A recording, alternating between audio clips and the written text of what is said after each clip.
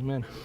As I said, our key verse that we're really built this upon is Colossians chapter 4, verse number 6, where the Apostle Paul says, "Let your speech be always with grace, seasoned with salt, that you may know how you ought to answer every man." And we looked at the aspect of answer every man. It doesn't necessarily mean we are giving a statement. That we saw elsewhere that to answer every man, the word answer has often been in Scripture been used as giving a question, asking a question. And so we talked through this series as far as how do we understand what the believers believe, and how can we go ahead and articulate with grace what we believe and why that position is a better position. This is where we were. We talked about, again, we sort of broke this down in sort of like debate categories. We did the introduction. We learned how to ask questions. We talked about Dr. Frank Turek. We looked at the Columbo tactic. We tried to understand how to investigate the conversation. How do we dig to find out what does somebody believe and why do they believe it?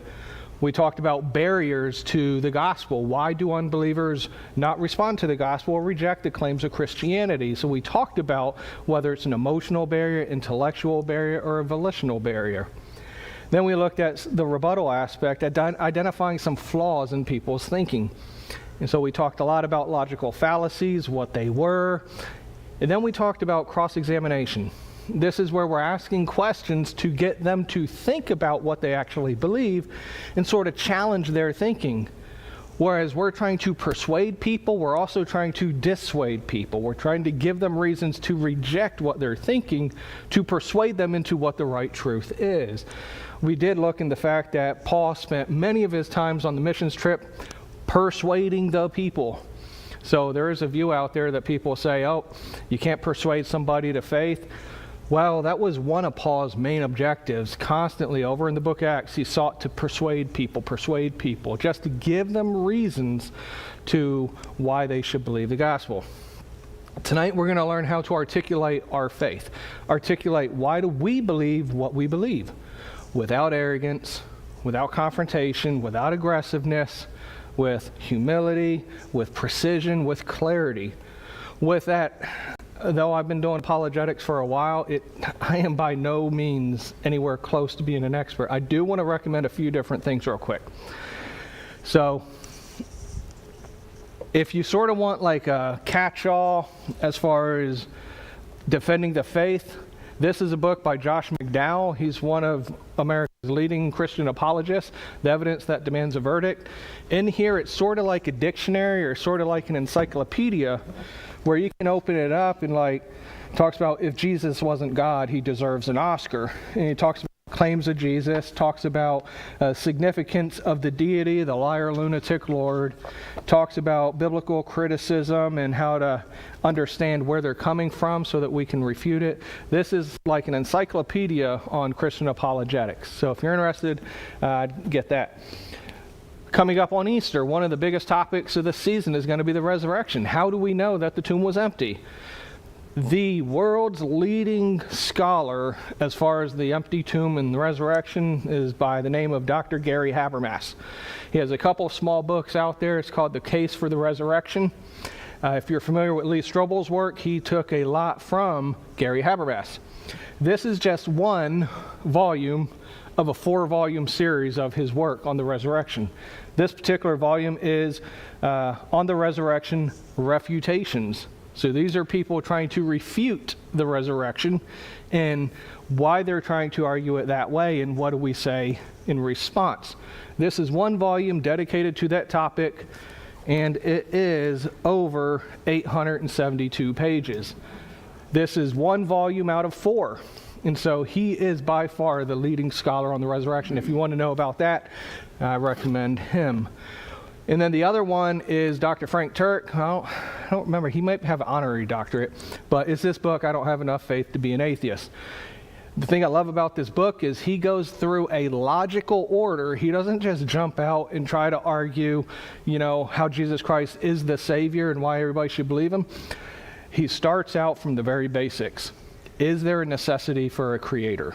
Okay, if there is, what are the implications of the creator?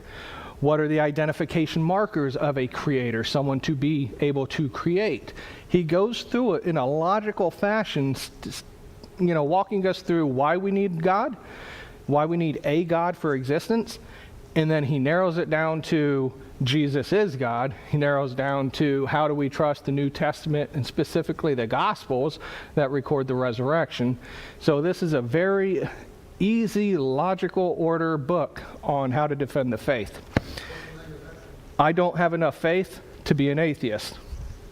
And if you understand the title, he makes the argument, and it's a very strong argument, that to hold to the view of atheism, you have to have a lot more faith than you do to believe in Christianity.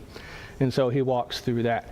So I would just recommend, those books or others, at least those authors. And there's a lot more we could talk about, but sake of time, I'm not gonna. All right, so tonight, conclusion. What are we going to do? Well, through the last few weeks, we've sought to understand why unbelievers reject the gospel, what type of barrier they're holding, emotional, intellectual, volitional. We've learned how to ask investigative questions. We want to lead the conversation so that we can talk about spiritual things. Why do you believe that? What made you come to this conclusion? Have you considered the Columbo tactic? Now tonight, we finally get to make a case for our faith, right? We're going to do this in 4 main categories. First, we're going to do it through worldviews. We're going to argue.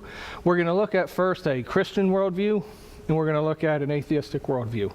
We're going to look at the claims of each of them and see which worldview leads to a better life. Now, when we discuss worldviews, it doesn't necessarily prove a creator. What we're trying to do with worldviews is which worldview leads somebody to live a better, an honorable, a moral life, and then which one has more answers to the questions that worldviews bring in. From there, we're going to talk about Occam's razor. We talked about this briefly at the end of our Mormon series, what Occam's razor is. Basically, it's a philosophical principle that when you're looking at the explanation of an event or a situation, most likely it's the one that you have to have the least amount of assumptions. You have to assume less steps to get to that explanation. So we're going to talk about how that fits. We're going to talk about abductive reasoning. I mentioned this quite a few times. First time I was introduced to abductive reasoning was by an apologist by the name of J. Warner Wallace. He was like Lee Strobel in the fact that he was an atheist. He went ahead and investigated the claims of Christianity and in the end became a believer. He did it because through the method of a homicide detective. He's a retired homicide detective. He would work a lot of cold cases. Cold cases, you have a body, you have no leads, you have all the evidence, you got to figure out what's the most likely explanation for this body to be deceased.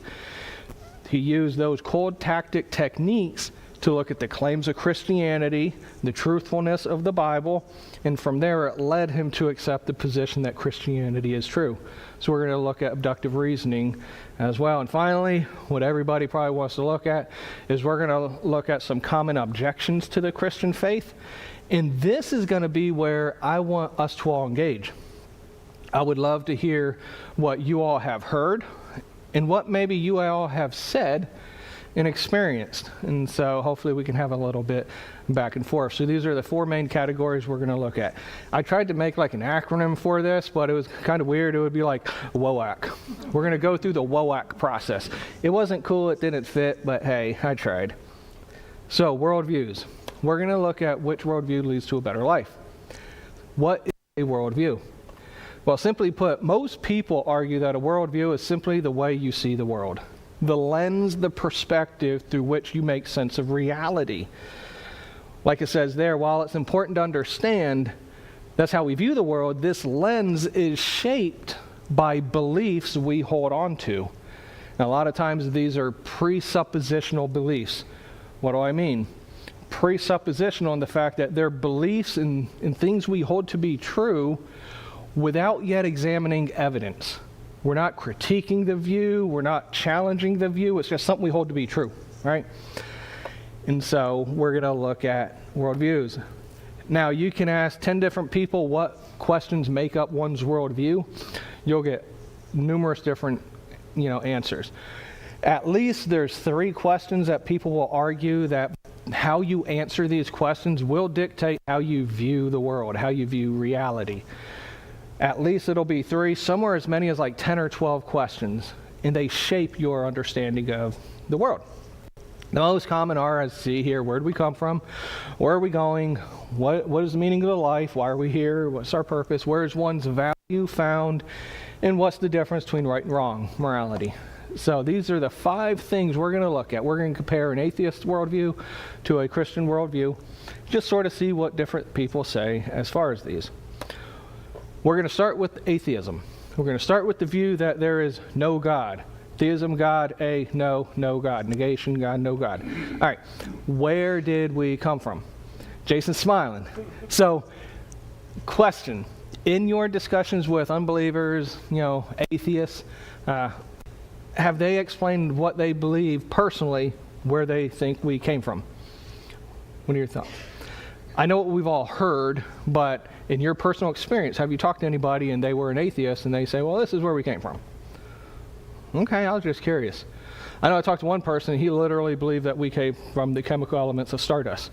And when a star went supernova and exploded, that created the forms of human life. Huh? It makes everything up perfect. Yep. Well, Dr. Lawrence Krauss, he's a very notable atheist, and that's his strongest argument, is that we came from stardust, and that's what caused the biogenesis or the abiogenesis of life. All right. So if you're to ask different atheists where we came from, you're going to get a myriad of explanations, a myriad of, answers or opinions, if you will.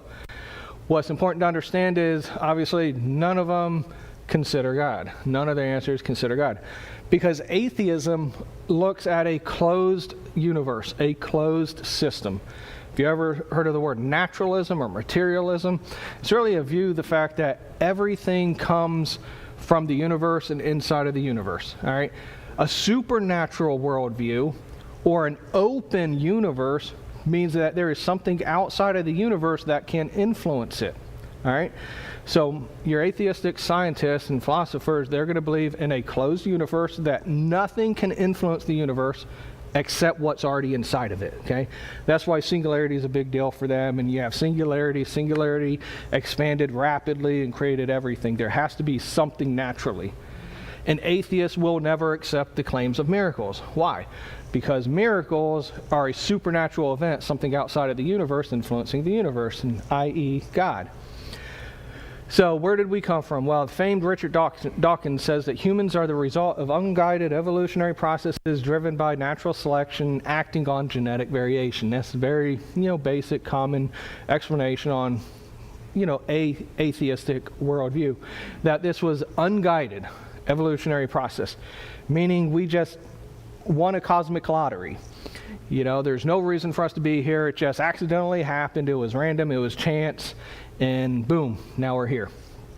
So there is no meaning or purpose to it. So what happens after death? Have you ever asked a question to somebody that was an atheist? What happens after you die? And nothing? Did they ever extrapolate on that or expound? He just talk to just like, that's it. It's lights out. Okay, lights out, right? They say where they think they go. Okay. Some atheists, they are, our bodies go in the ground and then the worms eat our body and now, our bodies are inside of the worms and then the birds eat the worms and this whole circle of life type deal. Others argue that, we go back to the stars, if you will, also. Bertrand Russell says when the brain dies, the mind and consciousness cease to exist because they are products of physical processes. Now again, just like you. Yeah, like the surgeons and stuff like that, see high brain activity in some people or everybody after they pass away. So it's honestly like even when they're dead, there's still some sort of brain activity. And they're going to call that either misfiring or just, the finishing of the neurological mind and the electrical connections up there. So it's interesting because when we discuss death, no one really has a clear, solid hold on when does somebody actually die. When does death actually occur? We would say, well, it's separation of body and soul. That's when death occurs. But it's very difficult to track that scientifically, in the hospitals. You got pretty much trying to, yeah. you got to be killing somebody to do that. Well, what's interesting here is, he talks about consciousness. An atheist can never explain where consciousness comes from. One of the things Frank Turk points out, and one of the arguments he makes, is if we're in a closed system and everything was created by natural evolutionary guided processes, you have to argue, where does the mind come from? You know, abstract, beauty, thoughts, dreams, things like this, the consciousness. Where does this come from? He argues there's one of two possibilities. Either matter created the mind, so material created the immaterial, or mind created matter, immaterial created material. And we would argue God being, immaterial, incorporeal, eternal, that it would be mind created matter, i.e. intelligent design. There was a reason and a purpose behind it. So he makes a fascinating argument as far as what came first, mind or the matter. And it's sort of like the chicken and the egg. Well, when you ask an atheist, why are we here? What have you learned asking an unbeliever or an atheist specifically, okay, what's the meaning of life? I just always got, we just live here, we're here, we live and die. Eat, drink, for tomorrow we die. Yes. Have fun. Yeah. Okay. So Nietzsche said, there is no given purpose to human life. So individuals must create their own purpose through the exercise of their will. And so here's one of the most famous atheistic philosophers that says, there is no purpose other than what you make it yourself. And this is a very common refrain from an atheistic worldview. Purpose is purposeful so long as I make it purposeful. And my purpose may be different from you. If I want to go ahead and steal my wife's purse and take all her money, I find meaning in that. Hey, that's fine by me, but again, with her, it might be wrong. It sort of ties in a little bit to the moral law that we're going to get to here in a moment. Where is one's value found? Now, this is an interesting one. We're talking about what is the better way of life.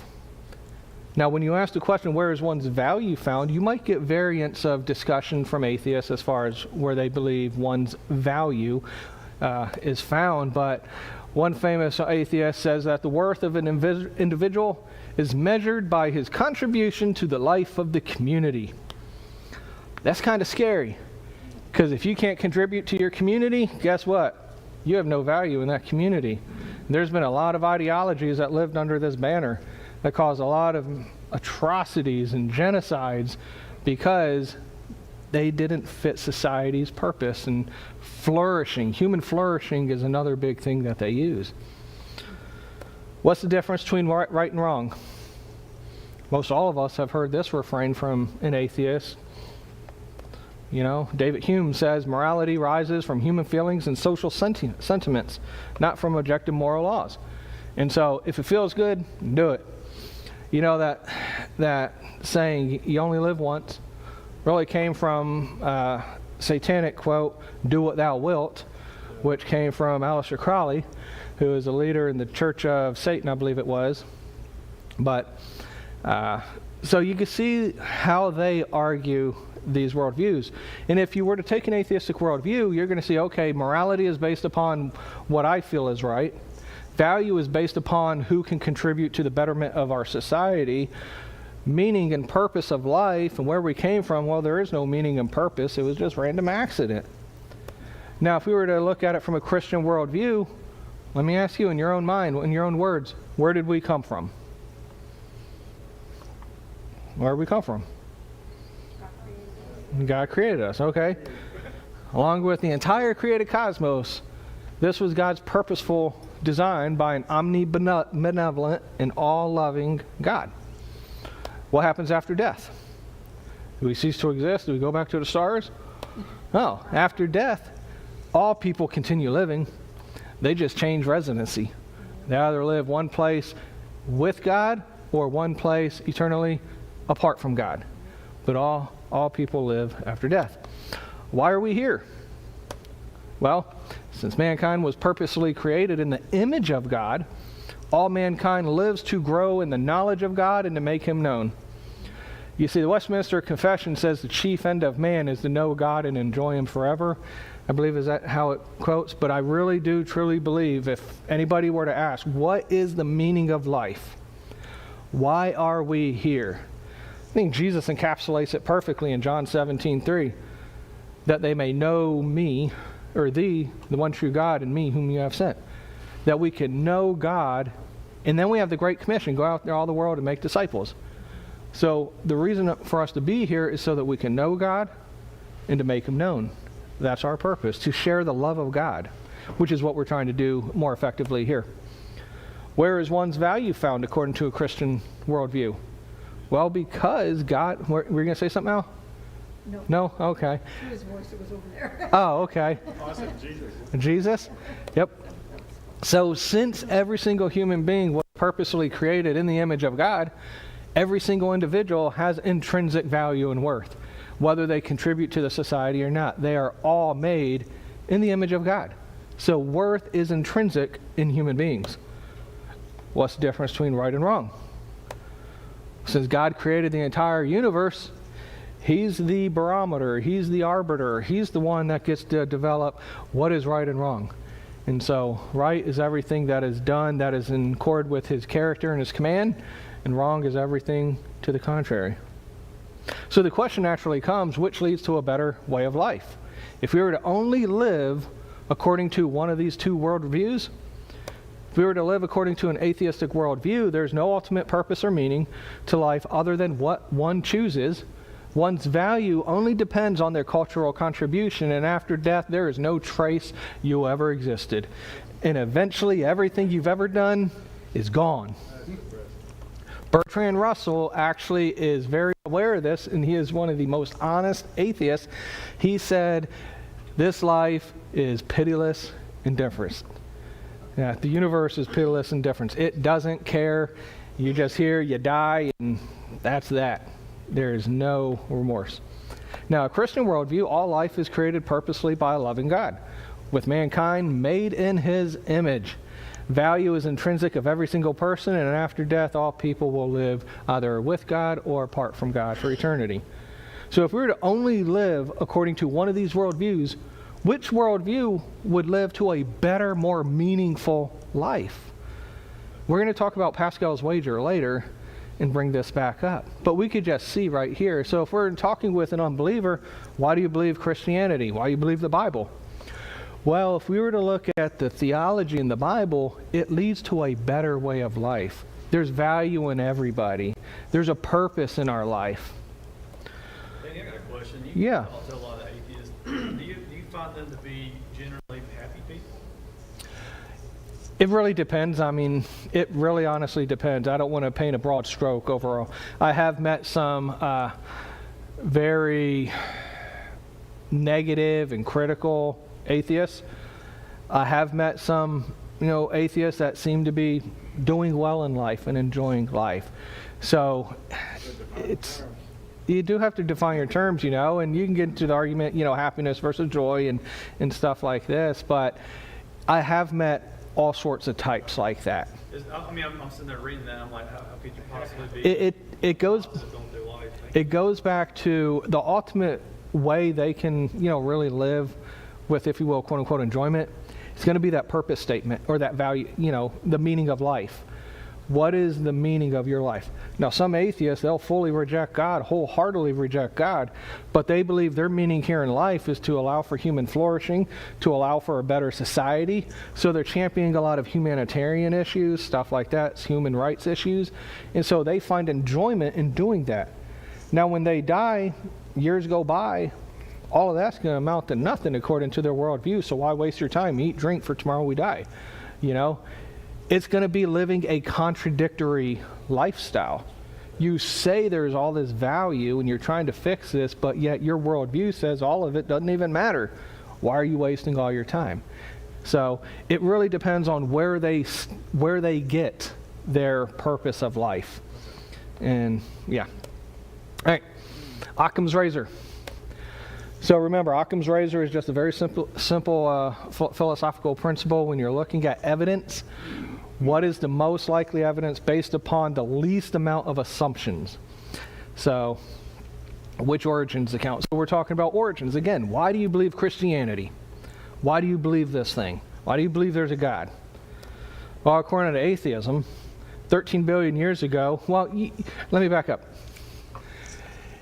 it would be funny, but this is not going to be the class to do this.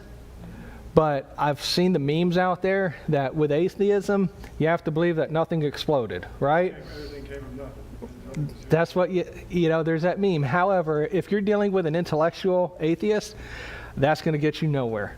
They're going to argue oscillating universe. They're going to argue multiverse. They're going to argue that maybe it was a steady state, that everything eternally existed, and then at one point in time it just rapidly expanded. And so with this, How did it know when to stop? it just slowly, it's what they'll say is it was wound up like a gear, if you will.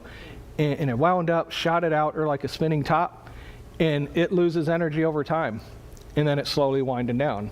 We can explain the winding down, they can't. But again, we're trying to do this with grace. We're trying to have effective communication, not to push them away, but to bring them in. And so let's not start with, well, you believe nothing exploded. How can nothing exploded? They'll argue that nothing was a vacuum. There was a vacuum in space. And that vacuum is actually something, not nothing. All right, like in a lab, you can create a vacuum in a lab. But then again, you always ask the age-old question, where'd that come from? Where'd that come from? Where'd that come from, right? But they're going to ask it for us too, and we'll talk about that. So atheism.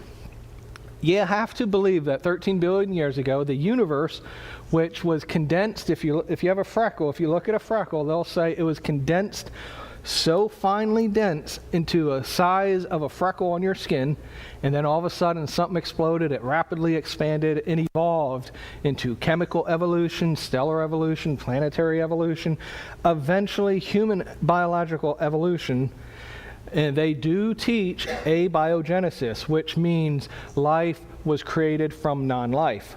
Non-living things created living things.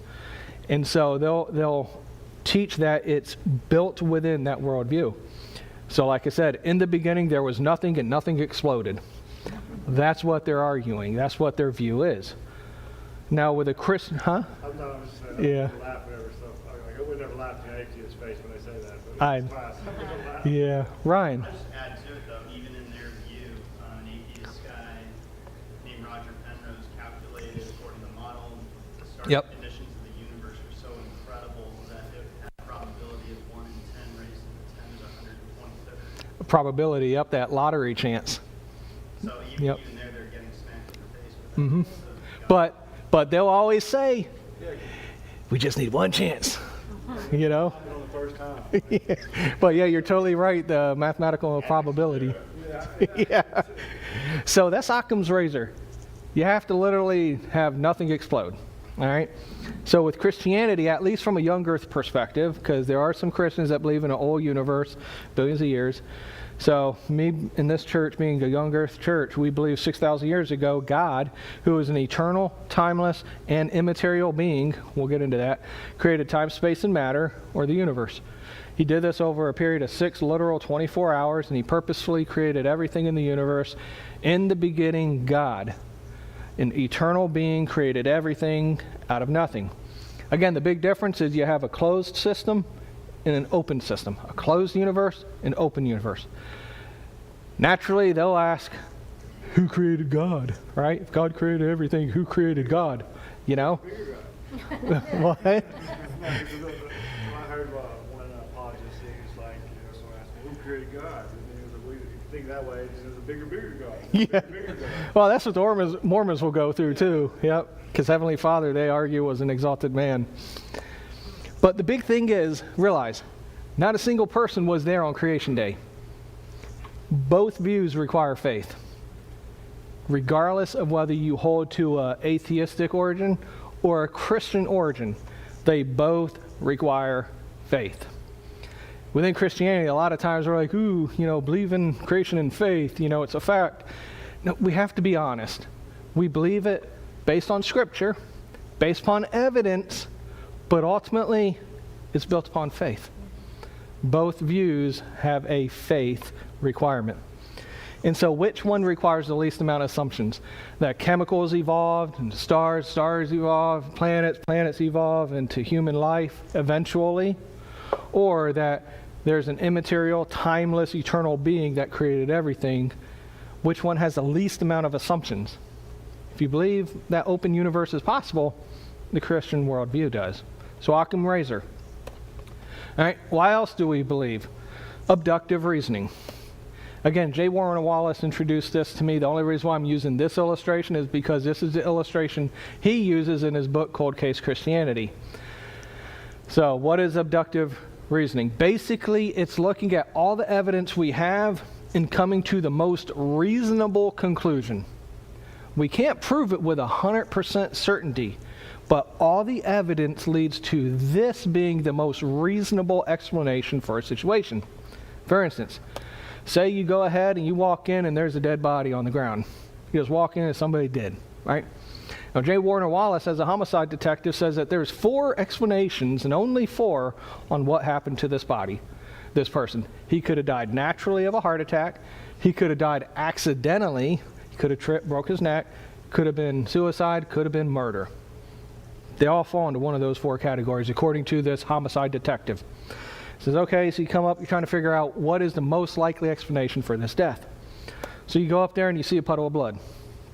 Okay? All right, so what could it be? Well, could it be natural? Could have been natural. Maybe he had a heart attack, fell, bumped his head, and, started bleeding. All right. Well, what if you say you came and there's a knife wound? You're examining the body and now you see a wound on his chest. Well, chances are that ain't natural. It could be accidental. Could be the fact that, somehow he accidentally stabbed himself, hit an artery, and bled out. Could be that. All right?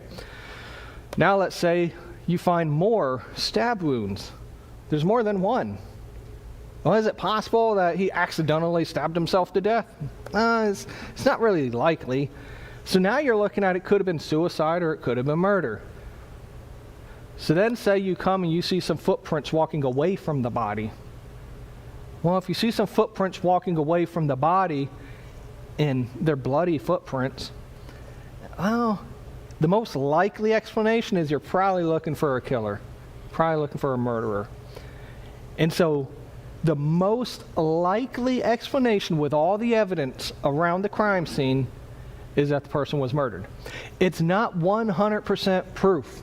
There's no eyewitnesses. Nobody was there saying they done it. But you're looking at the evidence you have in front of you. That's the most likely explanation. We have the same exact evidence that unbelievers have. We all have the same amount of evidence. We have galaxies. We have galaxies, the enormous sizes of galaxies, the fact that there's hundreds and billions of stars within the galaxies, the fact that there's millions of galaxies that Hubble Space Telescope has discovered, the fact that galaxies are rotating in different directions. You think about it. If everything began as a point the size of a freckle on a skin and everything expanded outward, the law of angular momentum would argue that things will spin in the same rotation unless it's met by an outside force. It's like if you spin a top or you spin a penny on a table. It's going to rotate that way unless it hits a wall, and then it might go back. But you have galaxies that are spinning in different directions. That doesn't make sense from an evolutionary standpoint. You have, some people have discovered planets that have moons that have different orbital paths. You have comets. So within a Christian, young earth creation worldview, we can explain comets because we're able to see them because comets pretty much an ice rock, and the trail you're seeing is the ice that's melting as it's passing by. Comets should only have a shelf life of like 20,000 or so years, maybe 100,000 tops, right? But they're saying comets have been around for millions and millions of years. So that's where they theorize, and if you go to NASA's website, they will actually say this, the Oort cloud. How many people heard of the Oort cloud? NASA's own website says there has never been any observational evidence of the Oort cloud. Why do they need the Oort cloud? Because the Oort cloud is a comet-producing machine at the edge of our solar system that we cannot see. That explains the comets. Okay? We all have, huh? I've never heard of that about the comets. So Yep. We have snowflakes. Why do I care about snowflakes? Well, snowflakes have something known as fractals. Fractals in nature are just self-repeating patterns. You can see the snowflake, that all the different, arms of the snowflake have the same pattern. If you're familiar with ferns, when you look at the plant leaves shooting out, same pattern. If you look at trees, if you really look at trees, most all the trees are really just a bunch of Ys connected to each other. We did this in one of our classes before. These are self-repeating patterns that are built into nature. Christianity can pretty clearly articulate, how is this so? Why do we have such self-repeating patterns within nature? That is uniform. Every snowflake is different. There's a difference between it. However, every snowflake has the same pattern built into it. I asked one atheist this question: if you believe in evolution, how do you account for fractals? The fact that ferns, snowflakes, all these different things, how do you account for it? He said it is bacteria. His argument was, bacteria creates it. Well, that's some pretty genius bacteria there. I could just argue God created that bacteria to go ahead and cause those fractals. I mean, you don't win. What about this? The rain over there.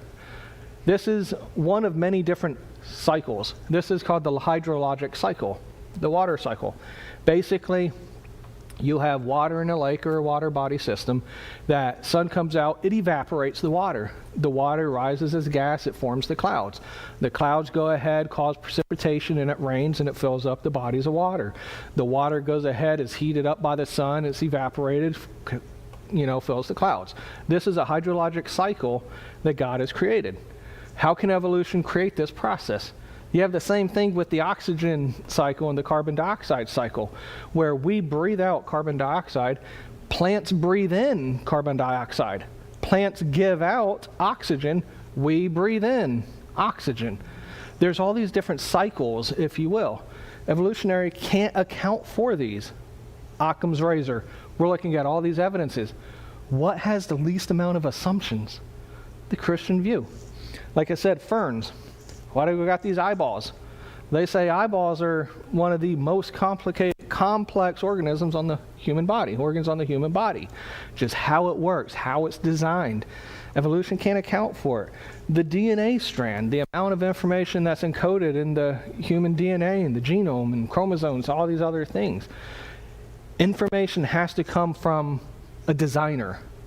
And so we have a lot of evidences to argue that this was intelligently designed. You have what's known as the Goldilocks zone. Goldilocks zone is a fancy terminology used to explain the distance Earth is from the sun that's in the perfect location to allow for life to exist. That we were perfectly created here within the Goldilocks zone as well. Did all this begin by winning a cosmic lottery? Or by a purposeful design by an eternal being? Again, we're trying to articulate to an unbeliever with love and with precision and clarity, why do we believe in God? Why do we believe in Jesus? Again, through worldviews, through Occam's razor, which requires least amount of assumptions, abductive reasoning, what's the most likely explanation for all these things? Pascal's wager. How many people have heard of Pascal's wager? All right. In your own words, what is Pascal's wager? So I've always heard Pascal's wager is, like I would say, one of the things that really, when I was an unbeliever, made me think about Christianity was I heard one, I think he was an atheist, he mentioned Pascal's wager. And he said, some people believe, would you rather live your life believing there's a God to find out there's not, or live your life believing there's not a God to find out there is, which has the greater amount of consequences? That really summarizes Pascal's wager, but it's not truly what it is. Now, I didn't realize this until I bought his book of his I think it's a French word. I don't know how to speak French, but his pensées is how I pronounce it. And it's built of hundreds of different sayings that he has, meditative reflections that he wrote down. And one of them is where we get Pascal's wager from. In it, he says, you must wager. It is not optional. Which will you choose? So most of them are like a sentence long, but this one's like a couple pages long. What he's arguing is the fact that every single person has to bet. You have to bet if God is real. It says you must wager. It's not optional. Which will you choose? Let us weight the gain and the loss in wagering that God is. Okay? So his wager is we're going to wager that God is real. What's going to be gained and what's going to be lost if we truly believe that to be the case. He's not saying you're a believer. He's just saying living your life as if God is. If you gain all. If you lose nothing. Then he argues, wager then without hesitation that God is. He goes on to say, what harm will befall you in taking this side? You will be faithful, humble, grateful, generous, a sincere friend, truthful. And he closes, says, you will see so great certainty of gain and so much nothingness in what you risk. In other words, everybody will wager whether they believe in God or not. If we wager that God is, and he turns out not to be, we've lived a fruitful, beneficial life for people. Again, the Christian worldview versus the atheistic worldview. If we wager that God is not, we lose everything. We lose it all. Because now we're separated from him for eternity. And so that's Pascal's wager in his own words. All right, it's the last one. We've got about 12 minutes. We're going to close up with some common objections. So now again, we're articulating the faith. Now they're going to be asking us questions probably. Maybe if they're emotional barrier or if they have an intellectual barrier, they're trying to make sense of things and, reconcile some issues. And so this is where we're going to try to go ahead and articulate our position. This is where if you want to share, by all means, feel free to share. If God created everything, who created God? It's the most common objection you're going to hear with somebody if you're challenging the origins of the universe. So, what are your thoughts? If God created everything, who created God? And how would you answer an unbeliever with charity and with clarity?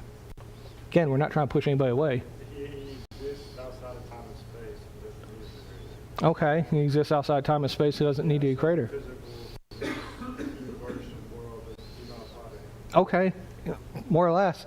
Now, they say they're going to come back and be like, oh, you just believe that's to be true, right? I mean, look around. I mean, there's so many, like you said, there's so many things that are it's not coincidental. There's no way that something blew up and then all the millions of things on this world that were created perfectly just were created like that. Or Yeah. Now you go back to reasoning. I forget who did it, but he was the one that it's like, it's not evolution, but it's really the opposite of evolution, how everything happened. Because, the Ark encounter, the guy, Ken Ham? Yeah. So, Oh, you talking about like marrying up evolution and creation in order of events? No. No. For instance, whenever everybody was split at the Tower of Babel, different people went different routes, and then they over time they only had kids with these certain people, so it took the other possibilities of DNA out of those. Okay, right, yeah. It's like you breed a dog and you breed it out to be purebred. You're not breeding it to be purebred. You're really breeding every other characteristic out of it. Yeah, it's like variations of species. Yeah. Yep. So it's like it's the opposite of evolution. True. Yeah. Yeah. It's like, why don't you see any brown rabbits in Alaska? Well, because in Alaska, brown rabbits get eaten, right? And so now the white rabbits are mating with white rabbits and most likely create more white rabbits. So eventually you're not going to have brown rabbits in Alaska, So what I would say is sort of like what Jason was saying, all the evidence points to the fact that the universe had a beginning. This is something, actually, it's credited to a Muslim, Al-Ghazali, I believe his name was. It's called the Kalam cosmological argument. Everything that begins to exist had a cause. The universe began to exist. Therefore, the universe had a cause. Okay, it's Kalam cosmological argument. All the evidence, whether you're a secularist and you don't believe in God, or whether you're a Christian, all the evidence points to the fact that the universe is not eternal, that the universe began somewhere. And most agree that time, space, and matter were created. Therefore, the cause of the existence of the universe, if everything began, and time, space, and matter began at a point in time, then the cause, the person, the thing, the being that created it has to be outside of time, outside of space, and immaterial. Right? Be created, time, space, matter, then it can't be made up of matter, has to be outside of time, has to have lived forever. And those are attributes of God, right? And the Bible, clearly articulates it. If God exists, why is there evil and suffering in the world? Again, we're not trying to react. We're trying to help somebody. Maybe they have emotional barrier. They lost somebody close to them, and they're trying to make sense on how can an all-loving God allow this tragedy in my life? If God truly exists, how could he allow this suffering in the world? See, because we're running short of time, unless anybody wants to share. Free will. One thing I would ask, lovingly, what is evil and suffering? What do you mean by that? Remember, go back to our Columbo tactics. Why is there evil and suffering? If they're an unbeliever, if they're an atheist, get them to explain what is evil, what is suffering. Again, they'll really have no barometer for a moral objective. Most atheists believe something's only good if it causes the betterment of society or culture or human flourishing. So get them to explain that. Again, we want to ask questions. But if we agree that certain things are evil and suffering is wrong, we do accept an objective truth. If they say, no, I believe it's wrong to torture innocent babies for fun. That's a common one Christian apologists will use. Do you believe it's wrong to torture innocent babies for fun? And they'll say yes. It's like, okay, if this is a universal agreement, then that argues for a universal objective moral truth. You only need to find one to posit an objective moral lawgiver. And if that's the case, we can start going down that road. However, we have to understand that just because there's evil and suffering in the world, it does not negate the existence of God. It does not negate God's existence. At best, it might question his character. At best. There could have been a God that wanted to create this universe, pure evil, pure suffering. Just because there's evil and suffering, it doesn't mean there's not a God. At best, you can question the character if you see it through that lens. However, we would argue the Bible speaks about the fall and the fact that through the fall, there's all these evil things that happen. People use free will, yada, yada, yada. One day there will be eternal age of peace. One thing I always bring up is there's numerous reasons to explain suffering in the world today from a Christian perspective. One's free will of mankind. We're already talking about that. Two, self-inflicted from poor choices. Sometimes what's happening in the world is because we just made horrible choices. Three, there's a medical condition called congenital insensitivity to pain. I've talked about this pretty often in apologetics. Basically, it's where somebody cannot sense pain. The brain cannot recognize when something is hurting them. You can take your hand, put it on a hot burner on the stove, and you will never flinch. People like that they die at a young age, high mortality rates. Why? Because when their body is telling them that something is wrong, they can't discern it. And therefore, they might have appendicitis and they're going to die. Congenital insensitivity to pain tells a person something's wrong. Evil and suffering in the world tells our soul that there's something wrong, something's broken. It doesn't make sense to us when we think about it deeply. 4, discipline from God. Sometimes believers, and even unbelievers, can be disciplined for things that we do. And then 5, sometimes what we believe is evil and suffering is preventing harm upon somebody. But ultimately, we honestly don't know the reasons why in the moment that things are happening. Hindsight's 20/20. We can look back, reflect, things like that. All right. Here's another objection.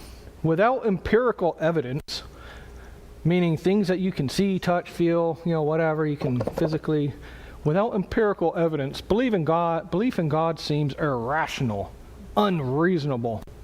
Somebody brings this up, empirical evidence. Chances are they're regurgitating. They're just copying and pasting an argument. Because your first question should be, what do you mean empirical evidence? Get them to explain what they mean. I was watching one video or clip from somebody that was challenging an apologist saying, say if you have a room full of people, say you have 5 people in a room, and every individual person in the room believes in a different religion is true, well, that's a paradox. Well, the apologist asked him, what do you mean by a paradox? The guy could not explain what a paradox is. 5 people having differing views is not a paradox. It is not something that is a contradictory belief. It is not something that is illogical. It just means you have 5 people in a room that have differing views. Either one of them's right, they're all wrong, the others are wrong, or everybody's wrong. That's all it means. It's not a paradox. A lot of times people will say stuff that they don't even know what they're talking about. And so you say, what is empirical evidence? And then you say, we all have the same. We have fractals, we can see them, DNA, we have galaxies. Neither of us were at the beginning. So if we use the scientific method, testable, observable, repeatable, we can't even test the origins of the universe. Ultimately, we all exhibit faith in what we believe. But with all the evidence available, which leads, again, to a more meaningful and fuller life experience? Which is the one that has the least amount of assumptions? What is most reasonable if you're open to the possibility of a supernatural universe? And then, if they're saying, I don't believe because there's no empirical evidence, I can't touch it, taste it, feel it, whatever the case is, where's the empirical evidence of mathematics? That 1 + 1 = 2. Where is the empirical evidence that the laws of logic are truth? That 2 opposing truths can't be equally true at the same time? That is non-empirical evidence or non-empirical things that everybody holds to be true. So when somebody says, I don't believe it unless I could touch it or see it, can you touch and see the laws of logic? Can you touch and see mathematics? Huh? Touch and see air. Can you touch and see air? I mean, you can feel it. Yep. Now, what about this? Religion is just a human construct. Religion is just what humans created and invented to do. What do you mean by religion? What do you mean by that? You know? Again, we want to have effective communication. Get them to explain. Even though I might know what they're talking about religion or empirical evidence, if I assume that to be the case, I may never be able to effectively communicate because they may think it means something else. And now we're talking past each other. So what do you mean by human construct? So I'm not talking about a religion. I'm talking about Christianity. I'm talking about beliefs and teachings about God, Jesus, sin, humanity, eternity, whatever. Again, realizing that there's a God who loves us, created us in his image, and that it allows us to realize who this God is and how to have an eternal relationship with him. What's fascinating about this objection is the fact that you don't have to teach anybody to worship something or someone. You don't have to teach that. You can go to the most populated, most dense, city in the world. You can go to the remotest tribe in the world. I don't care what side of the spectrum you fall on. People were created to worship someone. And they worship something. Worship, religion, if you will, is intrinsic in human nature. That's a universal and transcendent, I would say, truth that evolution cannot explain. Well, miracles are impossible. Well, if you hold to a naturalistic, if you hold to a closed system, then yeah. Why do you believe that? There's a lot of documented cases. Some are, pretty outlandish. Some are fabricated by, a lot of charismatics and stuff like that. But some of them have legitimate, evidences. Again, if we allow for the possibility of an open universe, then miracles ain't no problem. If our God created everything out of nothing, what's it to him to raise somebody from the dead or allow a virgin to have birth, right? It's no big deal. So through this evening, we looked at these 4 different areas, the WOAC, if you will, and we learned, okay, how can we have a healthy articulation of what we believe regarding Christianity? Christian worldview allows for a better society. Occam's razor supports a supernatural beginning. Abductive reasoning reveals that Christianity is very reasonable, and common objections to Christianity are very often seen as lacking in substance. And so that was this for this conclusion tonight. Learn how to articulate it and just look at a few different areas. March 22nd, that's going to be the date. So we're going to do an actual debate, live stream it up there on the platform. And so we're going to be able to see these 4 categories in a live debate, and hopefully it'll be fun, it'll be encouraging, it'll be enlightening and beneficial to see it actually in practice. That way you can learn how to focus on what people are saying and figure out how to respond or how to ask questions to have a more effective engagement with an unbeliever with clarity and with charity. All right, so that's that for tonight. Any questions? Comments, critiques, concerns? All right, as a reminder, next week's going to be John's class. He's going to be talking about Spring Feast. I was going to say the other one, but I forgot what the other one was, just to get the class riled up. But I thank you for being here tonight. But I'm going to close with a word of prayer, and we will see everybody, Lord willing, on Wednesday. God, I thank you again for